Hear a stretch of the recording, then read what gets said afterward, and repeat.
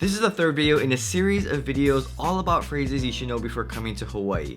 And this video is about only what I can describe as terms we use to talk about other people. It's not quite terms of endearment, but it could be, like Hawaii style.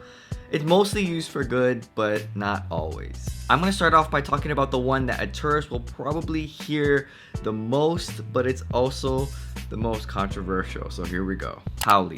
This one is a tough one to talk about. Frankly, it makes me very uncomfortable because it has to do with race. But it's definitely something that you should know about or you will experience when you come to Hawaii, especially if you're from the mainland. In everyday use, Haole means Caucasian, usually in reference to a tourist from the mainland or just someone from the mainland. But we also use it for Caucasians who were born and raised in Hawaii. Haole technically means foreigner to Hawaii, but I don't really think it's used that way anymore because as a non-native Hawaiian, that would make me a Haole, and I don't think anyone in Hawaii would call me that. Yeah, you're not Haole. So while you might think it's great to have a term specifically for someone who is Caucasian in Hawaii, it's not always used in the best of ways. In fact, the dictionary defines it as a derogatory term. I don't use the term Haole not because I think I'm better than anyone. So what, you think you're better than us? You went private school. But I don't feel comfortable using it because I spent so much time on the mainland. And before you think everyone here is just racist and against people from the mainland, in general, I don't think that most people use it in a derogatory manner. But there are definitely people who do.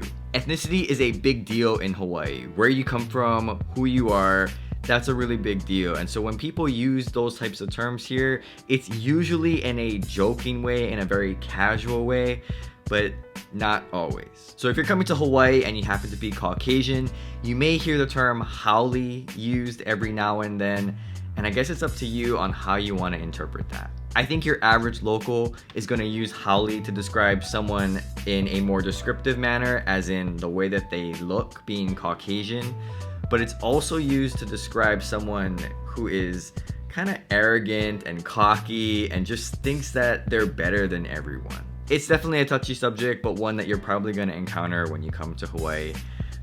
So there it is. Auntie and uncle. We have something in Hawaii called Hanai family, which is like extended family, but it's with people that you're not really related to, but you share that familial bond. Because of that and the general nature of Hawaii's friendliness, we tend to use the words auntie and uncle very loosely here. Obviously, we use it for our biological aunties and uncles, but we also use it to describe other relationships that extend beyond that. So for example, my cousins' kids may say, "Hey uncle, when you coming to Kauai?" And technically I'm not their uncle, but it just makes things easier. Where this gets a little awkward at times is when we use it with complete strangers. I don't know when it happens, but there's a point in someone's life, maybe in their 20s or 30s, when there's enough separation between them and a child that they begin to be called auntie or uncle.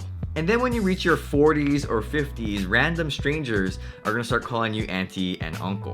So you could be in the store, just about to buy things, you're right at the cashier when you could say, "Hey, how you doing, auntie? You having one good day?" From the outside, this is a very strange thing to say, but in Hawaii, that's just small talk. I do also want to mention though that some people don't like being called auntie or uncle, especially if you get them upset. "Oh, uncle, take it easy, bruh, take it easy." But that'll often get them more mad because they'll probably be thinking, "Hey, no call me that, I'm not your uncle."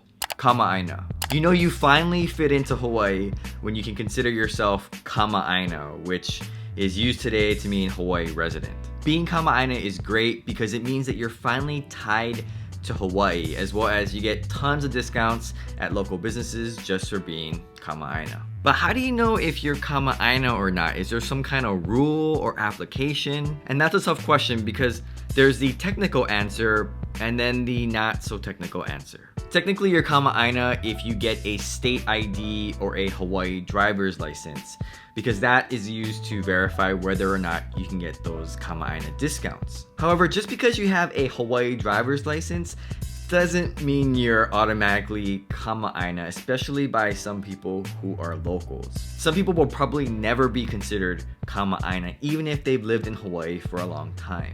The subjective determination of kama'aina differs from person to person, but for me, I would say that you would be considered kama'aina if you were born in Hawaii or you've lived in Hawaii long enough where you've actually changed to acclimate to Hawaii's culture. Also, unfortunately, a lot of it has to do with how you look.